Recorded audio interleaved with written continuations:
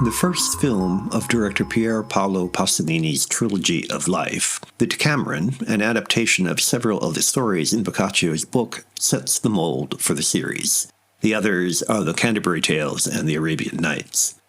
It presents a freewheeling vision of a time when sex and other sensual pleasures were simply accepted as part of life by people free of modern hang-ups about our bodies and what to do with them. Which raises the question of whether such an approach serves the subject or if Pasolini is using Boccaccio for his own ends. The fact that the other two films take a similar approach strongly suggests the naturalistic detail is more Pasolini's doing. What he does with the stories may be implicit in the originals, but it is questionable if making their content explicit is warranted, and whether doing so achieves an accurate evocation of Boccaccio's era. Were people in the Middle Ages really so free of guilt?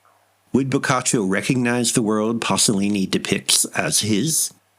If it is impossible to answer that question, it is equally impossible for the director to insist treating the past as a throbbing present, drenched in seamy, everyday details, achieves a truth greater than traditional period films.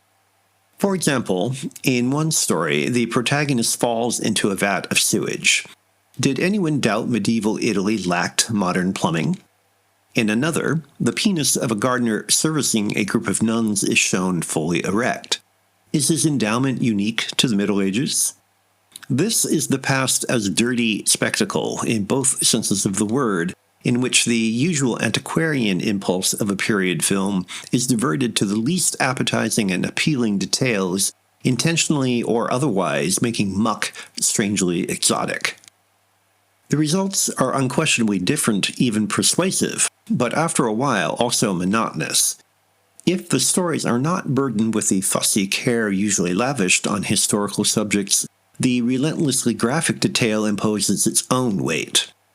Pasolini keeps things moving quickly, but being repeatedly reminded that people in the past screwed, farted, belched, lied, cheated, stole, and murdered between happy peasant dances and Hail Marys does not provide a particularly winsome alternative to lacquered perfection, just its inversion. Despite this explicit approach, the Decameron is not pornography, but it suffers from a similar inability to keep our interests beyond visceral sensation. After 3 viewings, I am still unable to remember much of it. Occasional striking moments register all too forcefully, but the stories and characters are vaporous. I remembered that dip into the vat of excrement, for example, but not why or even how the character got there. Somewhere, Boccaccio got lost. The film is memorable in bits, dynamic and vivid, but too fragmented to transcend the baseness it depicts, too self-conscious to conceal its daring in the absolving modesty of understatement.